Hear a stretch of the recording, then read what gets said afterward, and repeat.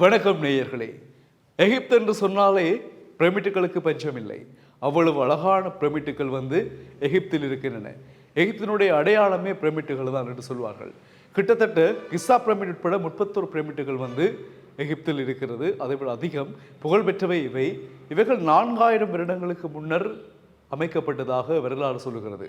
எவ்வாறு அது அமைக்கப்பட்டது, இது அமைப்பதற்குரிய மூல காரணமாக இருந்தது என்ன என்பது தொடர்பாக அமெரிக்கா, எகிப்து, ஆஸ்திரேலியா போன்ற நாடுகளைச் சேர்ந்த ஆய்வாளர்கள் தொடர்ச்சியான ஆய்வுகளை மேற்கொண்டு வருவதாக சொல்லப்படுகின்றது.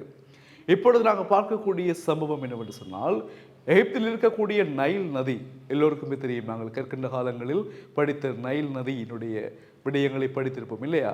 அந்த நைல் நதியுடன் இணைந்து கொள்கின்ற கிளை நதியொன்று பூமியில் அன்றைய காலம் ஏற்பட்ட வறட்சி, வறண்ட தன்மையினால் அது பூமிக்கடியில் புதைந்து போனதற்கான அடையாளங்கள் தென்பட்டிருக்கின்றன.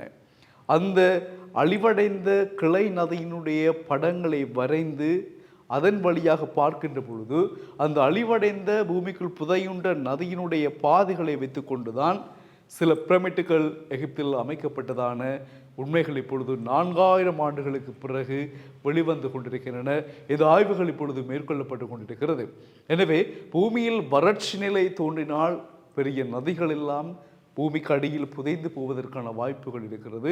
அவ்வாறு நைல் நதியினுடைய கிளை நதியாக சொல்லப்படுகிற நதி ஒன்று புதைந்ததன் காரணமாக அந்த நதியினுடைய வரைபடங்கள், அந்த நதியினுடைய சிறப்புகளை இப்பொழுது வரலாற்றில் மீண்டும் கொண்டு வருவதற்கான முயற்சிகளை அமெரிக்கா மற்றும் ஆஸ்திரேலியா, எகிப்து ஆராய்ச்சியாளர்கள் மேற்கொண்டு வருவதான தகவல் இப்பொழுது உலக இயற்கையை ரசிக்கின்றவர்கள், இயற்பியலாளர்களுடைய கவனத்தை ஈர்த்திருக்கிறது. எனவே இந்த எகிப்தினுடைய கட்டடங்கள், பிரமிட்டுக்கள் பிரமிக்க வைப்பவை என்பதில் ஐயமில்லை.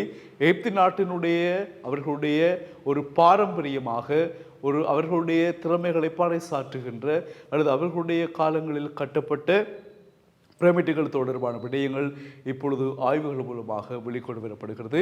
குறிப்பாக கிசா உட்பட 31 பிரமிட்டுகளினுடைய அடையாளங்கள், தொன்மை சின்னங்கள் இப்பொழுது ஆராயப்படுகின்றன.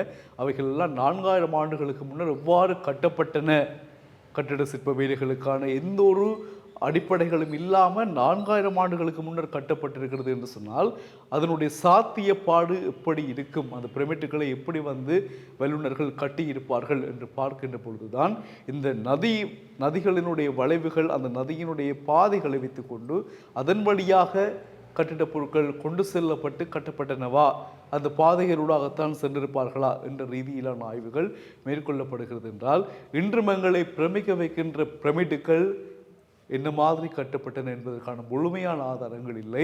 இப்படி கிசா உட்பட 31 பிரமிட்டுகள் நைல் நதியுடன் இணைந்த நதி புதையுண்டதனால் அதன் பாதையிலிருந்து கட்டப்பட்டதாக சொல்லப்படுகின்றது. இப்படி பார்க்கின்ற பொழுது நாங்கள் சில விடயங்களை நோக்க வேண்டியிருக்கிறது. பொதுவாக இலங்கையிலும் சரி, இந்தியாவிலும் சரி இருக்கக்கூடிய பல பாரம்பரியம் சொல்லுகின்ற இந்து ஆலயங்கள், ராஜராஜ சோழன், ராஜேந்திர சோழன், தஞ்சை பெரிய கோயில், அந்த கோயில்கள் எல்லாம் எப்படி கட்டினார்கள், அந்த பிரமாண்டமான ஆலயங்கள் எல்லாம் எவ்வாறு கட்டப்பட்டது, ஒவ்வொரு தூண்களிலும் ஒவ்வொரு ஸ்வரங்கள் இருக்கக்கூடியவாறு ஒவ்வொரு பிரமாண்டமான கோபுரங்கள், கட்டடங்கள் எல்லாம் எவ்வாறு கட்டப்பட்டன என்பது தொடர்பாக நாங்கள் சிந்திக்க வேண்டியிருக்கிறது இல்லையா? அவ்வளவு இன்றைக்கு போல் ஒவ்வொரு வேலைகளை இலவாக்கக்கூடிய எந்த ஒரு மிஷினரி சிஸ்டங்களும் இல்லை, எல்லாம் கைகள் தான் இல்லையா?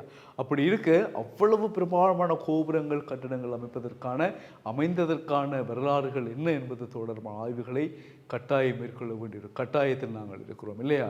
எனவே இப்பொழுதுதான் எல்லா நாடுகளும் தங்கள் அழகுகளை, தங்களுடைய அதிசயத்தக்க அழகுகளை எவ்வாறு அமைத்தார்கள் என்பதற்கான ஆய்வுகளை மேற்கொண்டு வருகிறார்கள். அதன் அடிப்படையில் தான் நாங்கள் இப்பொழுது பார்த்த எகிப்து நாட்டினுடைய பிரமிட்டுகள் 4000 ஆண்டுகளுக்கு முன்னர் எவ்வாறு கட்டப்படுவதற்கான ஆய்வுகளை மேற்கொண்டு வரும் அமெரிக்க, எகிப்து, ஆஸ்திரேலியா ஆய்வாளர்கள் சம்பந்தமான செய்தியை நாங்கள் பார்த்திருந்தோம். தொடர்ந்து இணைந்திருங்கள் செய்திகளுக்காக டியூப் தமிழுடன். வணக்கம் உறவுகளே.